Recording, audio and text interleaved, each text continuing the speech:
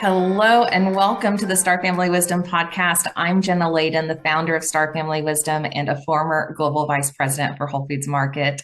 Thank you so much for joining us today. Today's episode is focused on a book by Dolores Cannon, The Custodians, Beyond ET Abduction. And I'll be reviewing this book and talking about some of my favorite parts of this book. And hopefully through this conversation today, you'll have a much better understanding about who the ETs are who have been in contact with us and how this fits within our greater human story.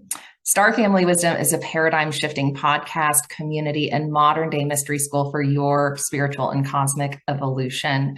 We explore our untold human origin story, lost knowledge from the stars, real life supernatural experience, and spiritual wisdom that empowers you to transform your life for the better and prepare for open contact.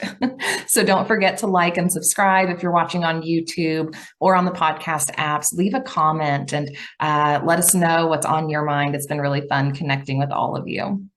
So Dolores Cannon is the author of many books about past life regression and ET abduction case studies and cases of life in between death and birth. Dolores was a pioneer accessing incredibly advanced metaphysical and mystical information about how our universe works. She even wrote a whole series of books called the Convoluted Universe series, which explains detailed accounts of other beings living on other planets, lives as elementals, and complex information about the mechanics of existence. And we're going to do an episode on that series as well. So stay tuned for some more mind busting and paradigm busting information from the Convoluted Universe series. And Dolores found this information by accident, though. She started her hypnotherapy practice as a quote unquote regular hypnotherapist, helping people with weight loss and quitting smoking, which is what most people were interested in back in, the 70s or 60s when hypnotherapy was really, starting to hit the scene as a therapeutic technique. And like many other hypnotherapists, her clients started accessing past life memories when they were deep in hypnosis. This caught a number of other therapists off guard, and it led to them exploring these cases and this type of work as their life's work. And that's exactly what happened to Dolores. She found herself in this position where she became a detective and this kind of explorer of consciousness. And she leaned in instead of being afraid when some of these more strange and esoteric scenarios started to present themselves in her regression cases. She just dove right in and asked more questions, which I love. I think that's important, that we're open-minded and we're not afraid to ask questions, and we're not afraid to change our mind when we're presented with new information. And decades later, her body of work and her case studies really reveal the higher intelligence that we can access. And that higher intelligence can be really foundational, for anyone who is beginning their spiritual and cosmic journey, to understand that we can access information beyond ourselves right in the here and now. So to quickly summarize before we get into some examples from the book, Dolores found through many of her hypnotic regression cases that a lot of souls were starting to tell similar stories about their ET contact cases and why those encounters had been occurring, and even why they were coming to Earth, why they had incarnated here in a physical body, and how that related to their mission in this life. And so Dolores's work started as typical regression experiences and in some cases helping people access past life memories for healing. But then she started accessing these strange and unique multidimensional and metaphysical types of information through her clients. And she began exploring the world of ET contact and abductions. And, while a little scary and disconcerting at first, Cannon found that there was a lot more going on beyond the typical abduction cases, at first glance or at first time of accessing those memories. those cases can be traumatic and startling, but then by diving deeper and asking more questions and moving further into why these experiences were happening, more and more information got uncovered.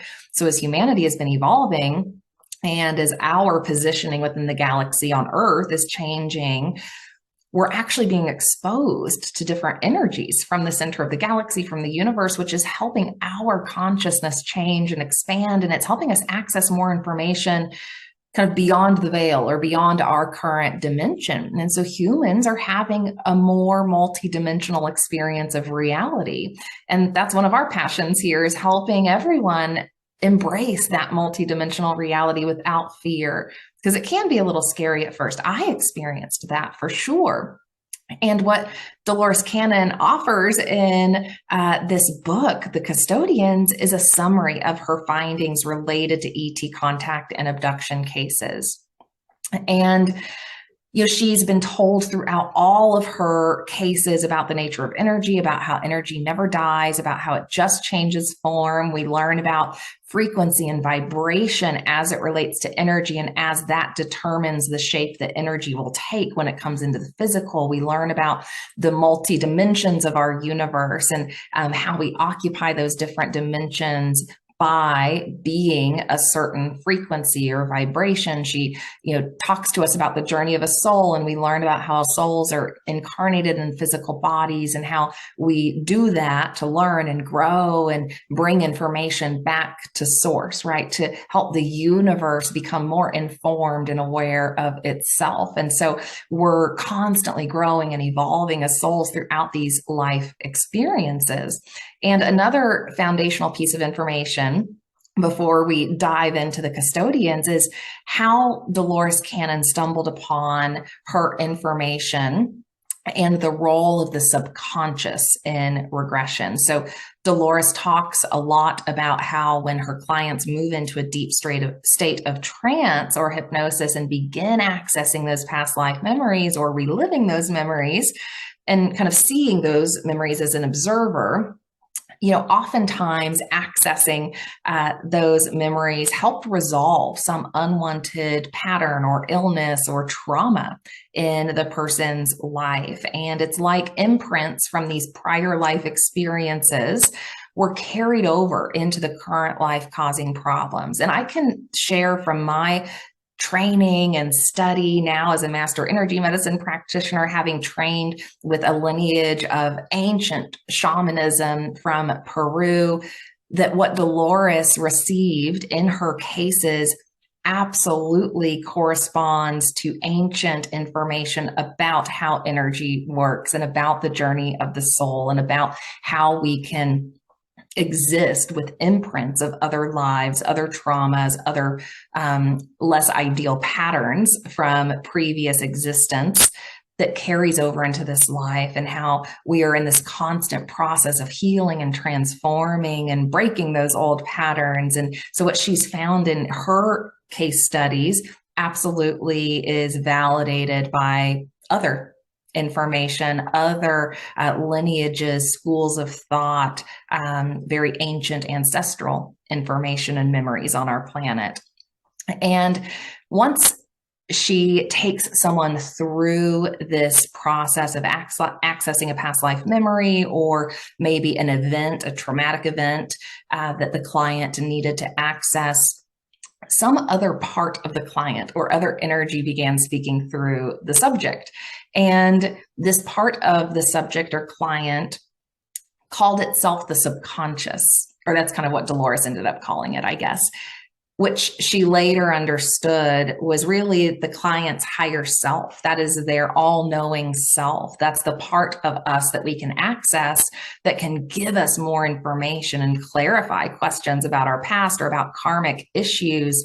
And by talking directly to the subconscious and not just having the client relive past life experiences, this allowed Dolores Cannon to access so much more additional information about the mechanics of existence, about metaphysics and how our universe works, and even about why certain situations had been happening.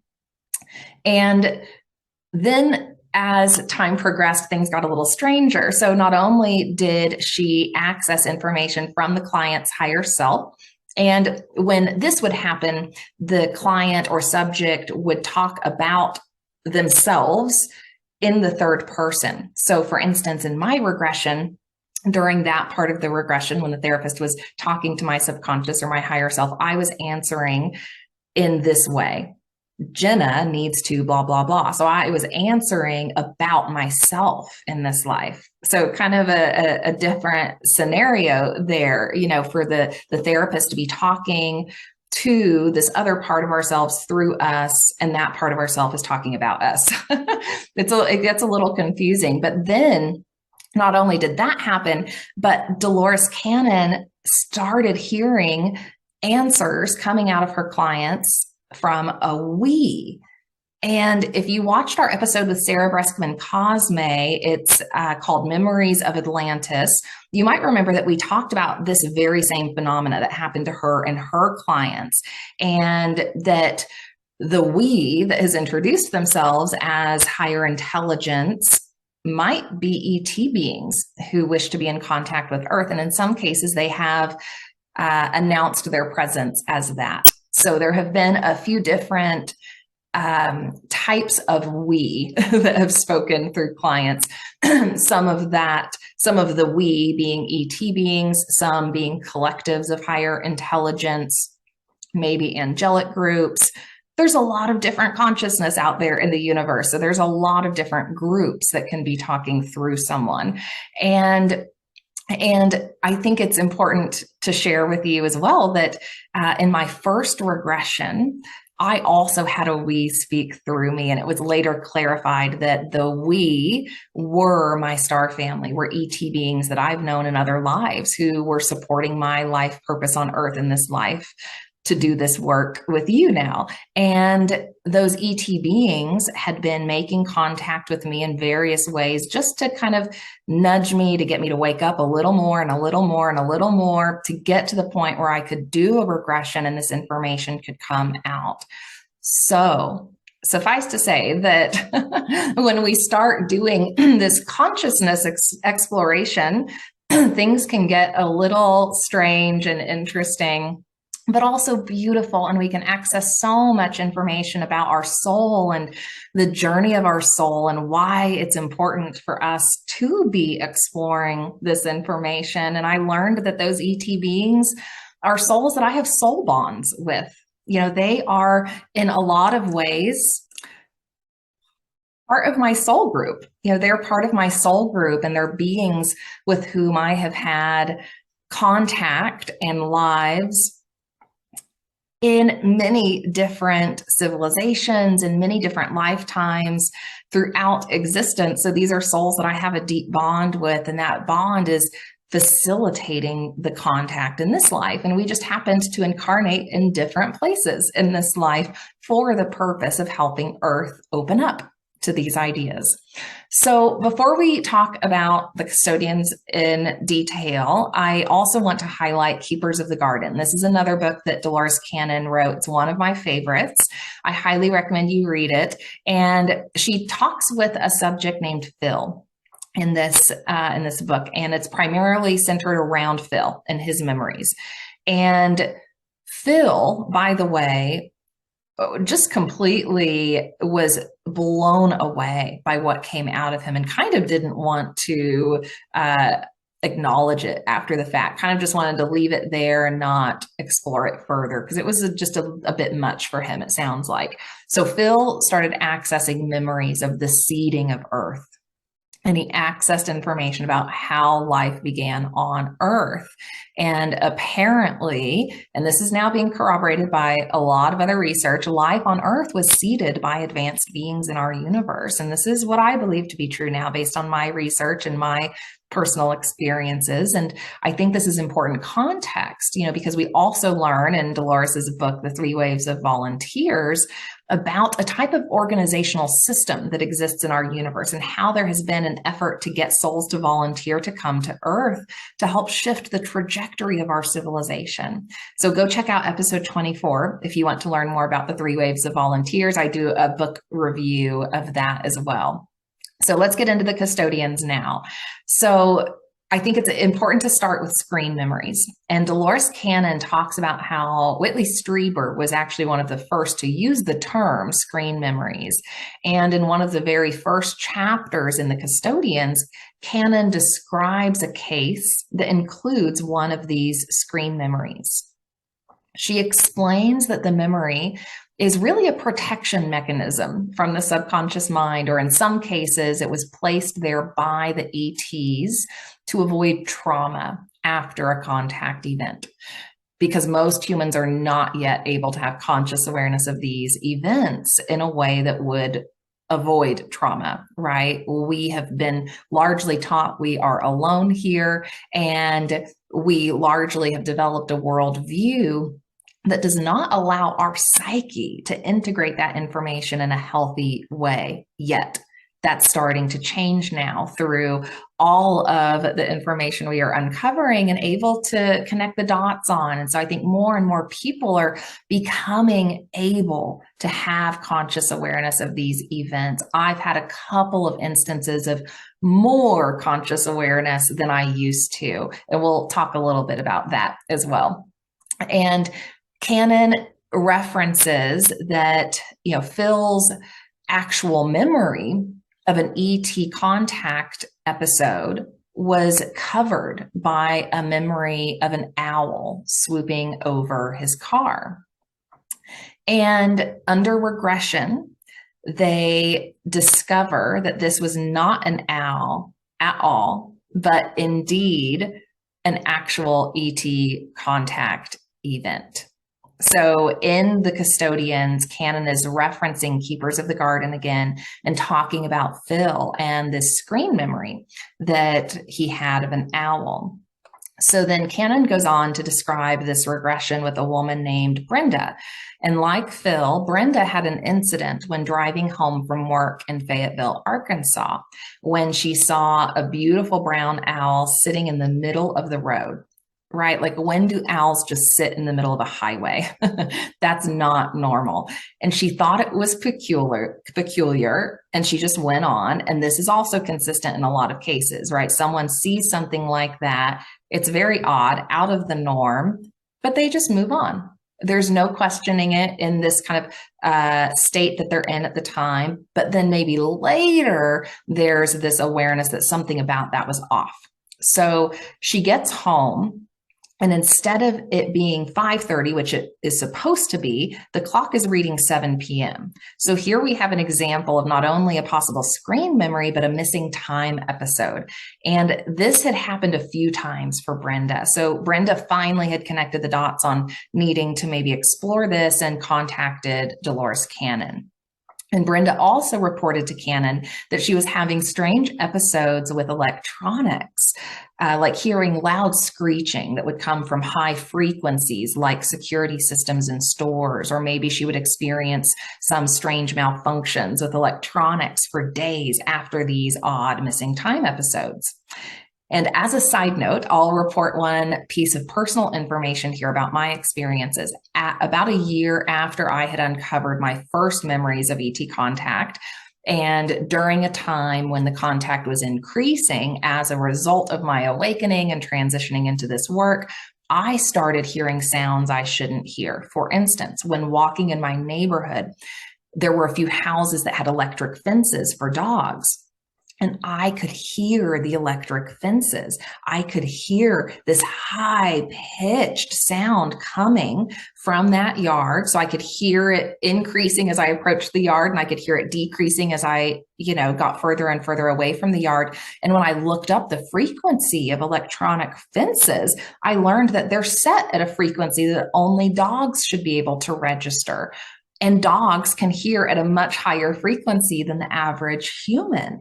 So this is an interesting point about my personal journey that seems to be corroborated by this case in the Custodians as well.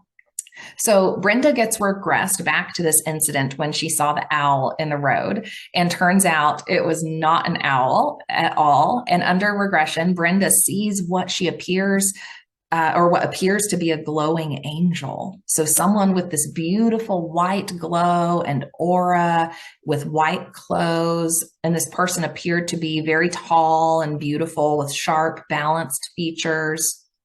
And she's in a vehicle. She's driving, and so this is the time, when she saw the owl. So she's in the vehicle, but in the regression, the vehicle is parked. And she's noticing this person coming towards her, and she's noticing these rays coming out of his eyes, and he's walking towards the vehicle. And so she's a little unsure about who this person is, and she rolls down her window thinking that she would offer this person a ride or something.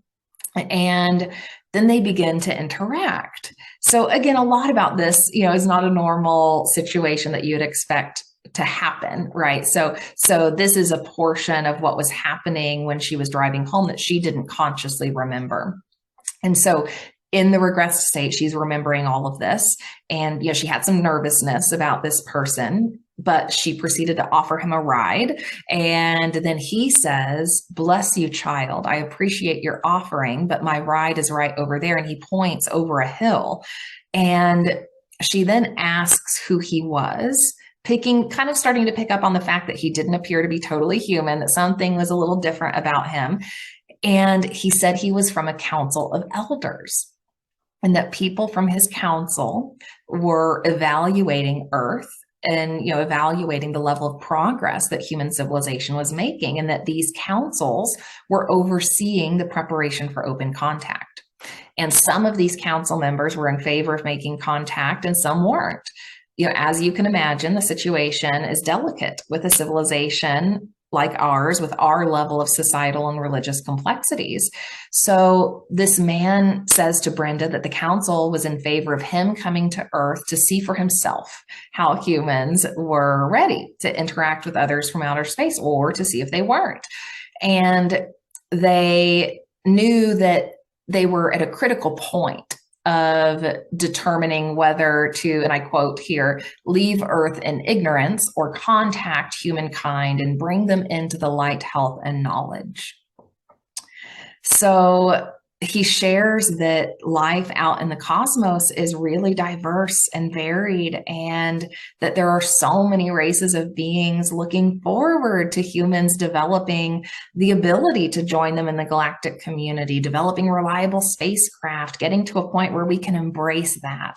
And he said, there's some beings, some races that are more belligerent than others, and some that are more lighthearted than others. And it sounds like we have some things in common with our neighbors through this case. And I think this is a beautiful example here of just this open dialogue. And of course, she didn't remember it after the fact, because she wasn't quite ready to remember that level of, conscious contact. But here in regression, she's able to remember this conversation that occurred.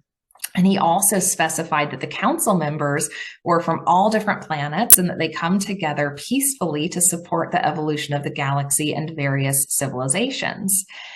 And after describing their interaction, Cannon asks a probing question about his features. So Cannon was really good at drawing out additional levels of detail about the scenes that her clients were reliving.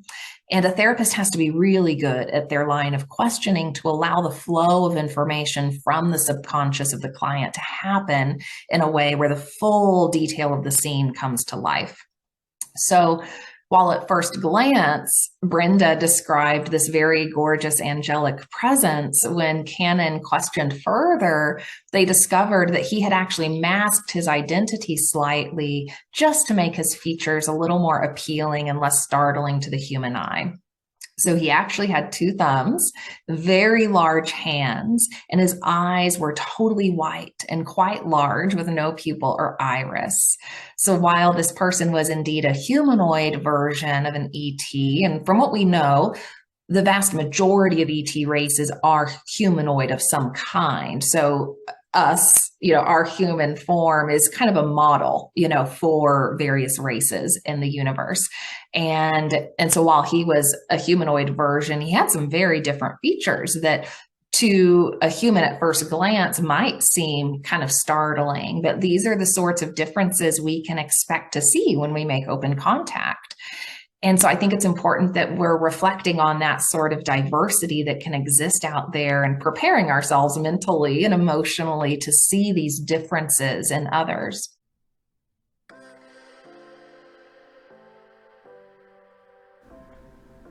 Are you curious about UFOs, ETs, and what we haven't been told about our reality? Well, we've got just the course for you. In our UFOs and Preparing for Contact course, we break down the research and evidence that is available to help us understand what's going on with the UFO phenomena. UFOs are absolutely real, and they're showing up for a reason.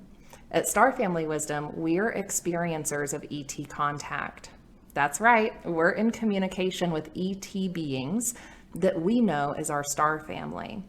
We've had lives in advanced civilizations, and we're here to be a bridge between the galactic community and you. That's why we created the UFOs and Preparing for Contact course, to help you prepare for contact. The window for open contact starts next year, so it's time to get ready. And at Star Family Wisdom, we believe our star brothers and sisters want to support us and help us evolve. So to help you with that evolution, you can use the code UFO at checkout to get 50% off your purchase of the UFOs and Preparing for Contact course.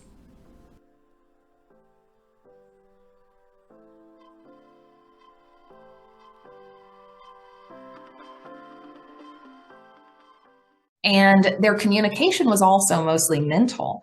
And while they were carrying on this conversation, it turns out it was not just a vocal conversation, that there was this ability to just mentally communicate on this other level. And as they continued the regression, Brenda was able to describe times when she had experienced ET contact by these beings. And the first time was at the age of 9, when she was able to remember being inoculated, as she describes it. So in the regression, the procedure she describes as a child being with the ETs is having a metal tube placed in her arm and the body receiving an inoculation of substances which were meant to heighten extrasensory perceptions. Now, this is super interesting information because I'm going to share a little information about my second regression that happened this year with Barbara Lamb. And this piece of information in the Custodians is helping me understand maybe a little more about what happened with my ET contact. So I just had this second regression with Barbara Lamb, and you can learn more about that in episode 43, Journey to Earth. And Barbara regressed me back to a time when I was a child, when I had been having recurring dreams. And recurring dreams can sometimes be an instance of a screen memory, from what we've learned through a lot of these cases. And around the age of 4 and 5, I had the same recurring dream of a red rose in space. This happened over and over and over. And it always started, I don't know exactly how many times, but just a lot that I can remember. And it always started and ended the exact same way with no variation. And I always woke up kind of scared. And I also never shared any details about this with my parents, which is strange. Like, they have corroborated that I never shared any details about this very profound recurring dream I was having that I've remembered to this day. And in my regression, Barbara takes me back to that dream, the time when I first had that dream. And we learned that the dream of the red rose was indeed a screen memory for ET contact when I was a child. And that was the very first time I was contacted and taken to a ship. And in the regression, I saw myself laying on a table, and I'm reliving this from the standpoint of a child, which was emotional. You know, I was kind of experiencing the level of trauma, I guess you could call it, that I was experiencing in that moment as a child, but through the regression, able to see it differently. and able to help my child level consciousness accept and integrate that. So I saw myself in a ship on a metal table, and there was one mantis being on my left and 3 gray beings on my right. And I had some sort of medical device being placed on my right arm. And as Barbara continued the questioning about what was going on, like what the specific scenario was, we retrieved more detail about the fact that there had been an agreement on a soul level for me to receive some small amount of genetic modifications in this life. So here we have an example that is really similar to this other case in the Custodians. And in the Custodians, we hear that this inoculation of substances is meant to heighten extrasensory perceptions and abilities. And that's exactly what has been occurring as my life has gone on. My extrasensory abilities have been heightening and growing. And apparently there is a desire for our ET friends and family to have us experience that heightened level of awareness and perception, because that also helps facilitate some of the telepathic contact that can occur and receiving of various, information, downloads, wisdom. So we retrieved that piece of information, and then, Barbara regressed me forward to when the recurring dream would be ending, typically when I would be waking up startled and scared. And that was the moment I was being placed back in my bed. So another, very validating connection here between this other case that, we're learning about in the Custodians and some of the types of physical contact that have occurred and what some of the intentions of the ETs are. So Dolores continues to describe a wide variety of cases that also include some childhood ET contact. And one of these is when a group of children are playing outside a little too late at night. And most of these cases are back in the 80s, just for context. And in this case, one of the children starts to see this bright light in a clearing up ahead, almost like a headlight from a car. And they're in this wooded area, and the kids are kind of being drawn towards it. And this woman's describing, seeing this brilliant white blue light. And that at one point she's literally being drawn up towards it. And Cannon asks if she can run away. And the subject says she doesn't think she can, that she has to go with it. There's no choice. So she then describes being floated up towards the light and then being put to sleep as she reaches the light. And next in the regression, she's able to see herself in a ship with people that she describes as little people with bug-like faces. And she describes lots of lights and tables, kind of like a doctor's office. And she discusses examinations that were taking place by these beings. And consistent with most cases, while genetic retrieval appears to be happening, even though this child was scared and unnerved from the standpoint of a child, she didn't describe any harm or pain involved. And I also can share that in my experience of that childhood state, in that contact with the ETs, I didn't have any pain. There was no pain. I was scared, but there was no pain. And there appeared to be this attempt by the mantis being to actually calm me.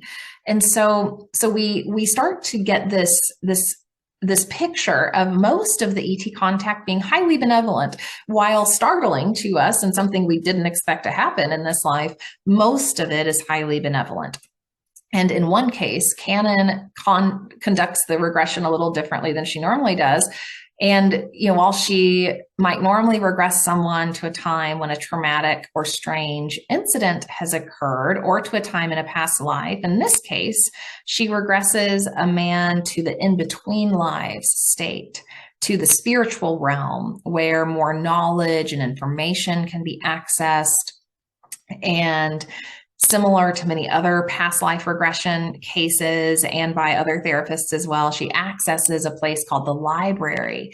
And this is a place where a soul can essentially access all of the Akashic records. So all of the records of all of the information, of all of the things that have ever taken place in the universe lives here. And this is a place we can access. And by visiting this library when we are, journeying at a soul level to the spiritual realm, we can access information related to anything and anywhere, everything we can imagine.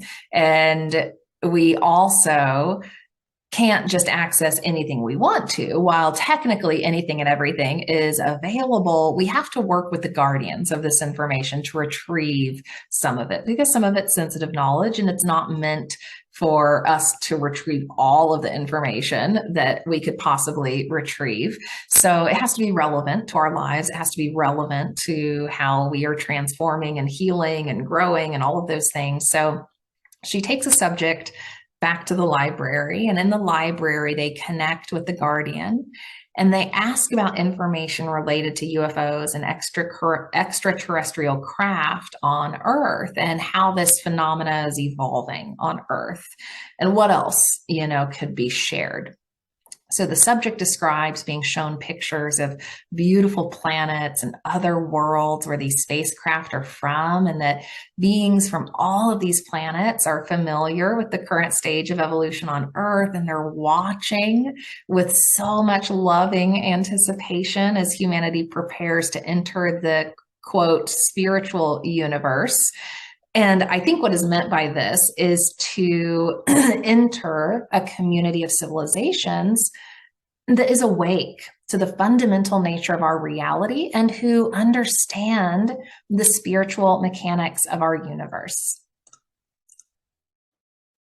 So I think this is what's meant by spiritual universe, that largely humans and human civilization have lived outside of the spiritual universe, right? We have developed all of these ideas of being alone and being separate, and these ideas that are very materialistic in nature. And we have largely denied the spiritual foundation and fundamental nature of our reality. And so as a civilization like ours evolves and expands their consciousness, we come to this understanding that there are these spiritual truths and this spiritual kind of mechanics that are operating our universe. And once we come to that level of understanding and awareness, we can consciously step into the galactic community and have a very different experience of our reality.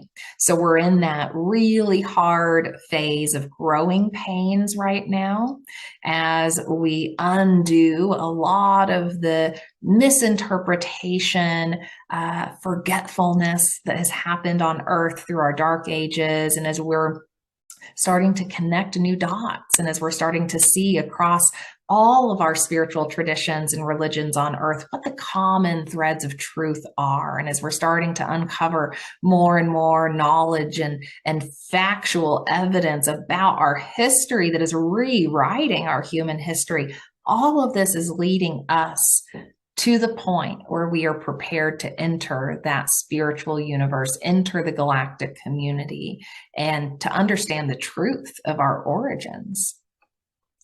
So back to the library, this subject who has access to the library and who is talking with the guardians of the library is also getting information about the vibration of our planet evolving and us entering a vibratory frequency state that might be conducive for contact.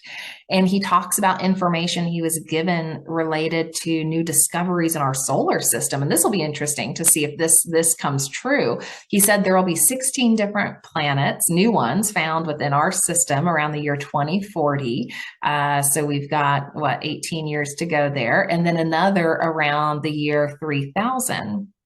And he also talks about how Mars had a humanoid form of life at one point. And he also talks about how there are many civilizations watching Earth and maybe helping in ways that they can without too much interference, without, creating a situation where we're not doing our own evolution, right? We have to evolve on our own, but there are a lot of races that want to help the evolutionary rate of some planets without too much interference. And he says that those beings come mostly from Sirius, Betelgeuse, and the Aldebaran star systems. So another personal side note here, as I prepared for this episode and picking out some of my favorite parts of the Custodians, I discovered another incredible synchronicity related to my second regression with Barbara Lamb. So in 2019, when I was first exploring my interest in cosmic things and starting to have more conscious ET contact occurring, I received a galactic astrology reading. And in that reading, I learned that it was possible that my soul had spent the most amount of time in the Aldebaran and Rigel star systems. And I thought this was interesting. And there was a lot of other information in the reading that was starting to connect some dots for me. But I just put that information about those stars to the side, for now, because I didn't really have any other piece of validation about that. And then in my second regression, I saw scenes of me coming to Earth with another being from my home civilization, discussing my mission to come to Earth. So in this scene, I was on a starship. I was with this other being, and I was in a different civilization. And I was discussing leaving that civilization to come to Earth. And this being I was with was a mantis being, and it was the exact same being who was present in my childhood ET contact events. And you'll remember that I said in my regression, I went through with the regression because I had had this recurring dream of a red rose, which turned out to be a screen memory for that contact that was occurring. Well, the day after my regression, I started seeing red roses everywhere, right? So I just had this flood of red roses in my life. And while watching an interview with Robert Edward Grant, I learned that the Aldebaran star system, which is a red giant star, is also known as a rose star. So a red rose star. And in that moment, it felt like all of these pieces of the puzzle came crashing together. And it became clear to me that the screen memory was a clue about the location of my star family's civilization. And as a side note, the mantis beings are the ETs that I've been mostly in contact with in this life. And my soul apparently came from that civilization to support this current time of evolution on Earth. So here we had this just really cool synchronicity around the Aldebaran star and this understanding of beings being in contact with Earth from that star. And I think it's also interesting to note in the library case, where Cannon, is regressing her subject to that library in the spiritual realm, they're also able to access information about ET bases on Earth. And most of them appear to be underwater. And the subject, the client, was told by the guardian in the library that mostly these are ET humanoid beings who have been coming to Earth for hundreds of thousands of years. And they have methods to come to Earth and do what they need to do without us knowing. And these beings are what we have heard referred to as the watchers in biblical text. So the watchers, we have not fully understood the story of.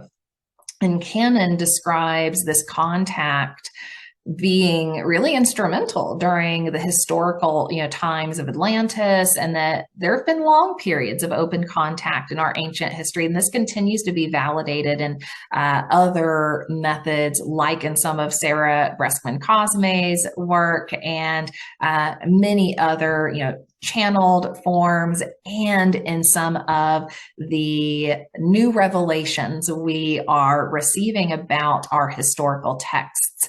And as we are integrating new information from historical texts that have just been uncovered in the last couple of decades. So this case ends with discussion about the various types of races and this, largely peaceful interaction that happened for a long time on Earth in our ancient history, and that there was this one race, the reptilian race, that viewed humans as a lesser form and didn't always engage in the most peaceful ways.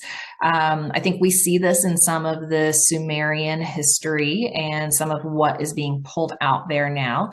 And it's assumed that this is where some of our biblical stories of aggression and violent behavior towards humans comes from, because in our origin stories in the Bible and some other spiritual texts on Earth, we hear stories about this, that there are gods, plural, not just one, gods, plural, who powerful ones, as Paul Wallace likes to translate the word Elohim to, that these Elohim in a lot of cases were aggressive towards humans, and that we see this in some of our early biblical passages. So you might remember in Genesis 6:2, it says, the sons of God saw the daughters of men, that they were fair, and they took them wives. And in Genesis 6:4, it says, there were giants in the earth on those days, and also after that, when the sons of God came in unto the daughters of men, and they bare children to them.